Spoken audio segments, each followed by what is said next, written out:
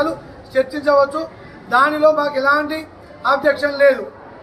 కానీ అటు కాంగ్రెస్లో వాళ్ళే, ఇటు టీఆర్ఎస్లో వాళ్ళే, మళ్ళా కాంగ్రెస్లో వాళ్ళే ఇలాంటి అన్ని పదవులు అనుభవించి దొంగే రోడెక్కి దొంగ దొంగ అన్నట్టు ఇలా వాళ్ళకు వరంగల్ నగరంలో అభివృద్ధి అవపడతలేదట.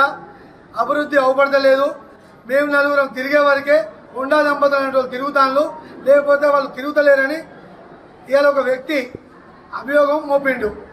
మీరు సూటిగా ఒక ప్రశ్న చేస్తాను, మరి వీళ్ళు ఇలాంటి వాళ్ళు అయినప్పుడు, నీకు అభివృద్ధి అనేది జరుగుతలేనప్పుడు, మొన్నటికి మొన్న వర్షాలు పడితే ఈ నరేందర్ గారు ఎక్కడ పండుకున్నారు? మరి ఆ రోజు వరదలలో చిక్కుకున్న కుటుంబాలకు గవర్నమెంట్తో ఇచ్చే సాయం కాకుండా వ్యక్తిగతంగా సాయం చేసింది ఎవరు? క్యాంప్ ఆఫీసుకు అటు కొండ దంపతుల ఇంటికాడ తండోపతండాలుగా జనాలు ఎందుకు ఉంటాను? మళ్ళీ బాగోగులు ఎవరు చెప్పుకుంటాను? ఇలా మున్సిపాలిటీలో అయితేనేమి, మంత్రివర్గంలో ఉన్న అమౌంట్ అయితేనేమి ఎవరు గ్రాంట్ శాంక్షన్ చేయిస్తారు? ఎవరు? ఎంతో మంది కాంగ్రెస్ పార్టీ కార్యకర్తలకు గుర్తింపు జరిగింది. ఇవాళ వాళ్ళు ఎక్కడున్నా కూడా ఒక కార్యకర్తను, పనిచేసే కార్యకర్త నాయకుడిని గుర్తింపు ఇచ్చిన ఘనత కొండ దంపతులు దక్కుతుందని సందర్భంగా చెప్తా ఉన్నాం. ఇలా వరంగల్ తూర్పు నియోజకవర్గంలో ఇలా 100 కోట్ల అభివృద్ధి తీసుకొచ్చి ప్రారంభోత్సవాలు మంత్రులను తీసుకొచ్చి వరంగల్ బస్టాండ్ దగ్గర సమావేశం బహిరంగంగా పెట్టి ఇక్కడ ప్రారంభోత్సవం చేయడం జరిగింది. ఇలా అభివృద్ధి జరగాలంటే అభివృద్ధి 100 కోట్ల అభివృద్ధి జరుగుతూ ఉన్నది.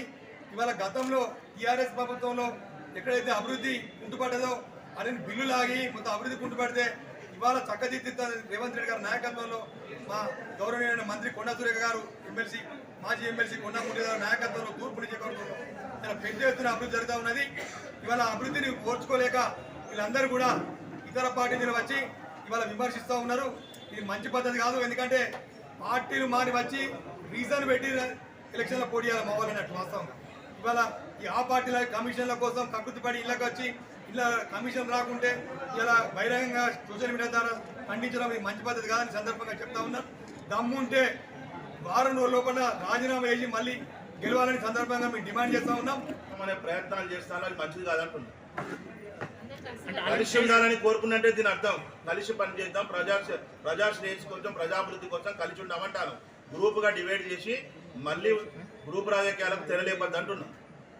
మేమే అంటున్నాం కలిసి పని చేయాలి, కలిసి ప్రజలకు సేవ చేయాలంటున్నాం. పార్టీ అధిష్టానికి వెలుగుస్తాం కదా, వాళ్ళు సోషల్ మీడియా చెప్పిండు. నేను జర్నలిస్టుల ద్వారా మీ ద్వారా ప్రజలకు తెలియపరుస్తూ, కార్యకర్తలకు తెలియపరుస్తూ అయోమానికి గురి కావద్దు. ఈ సందర్భాన్ని, ఈ అంశాన్ని మేము పార్టీ అధ్యక్షులకు తెలియపరుస్తాం. వాళ్ళు తీసుకునే నిర్ణయానికి కట్టుబడి ఉండాలి ఎవరైనా.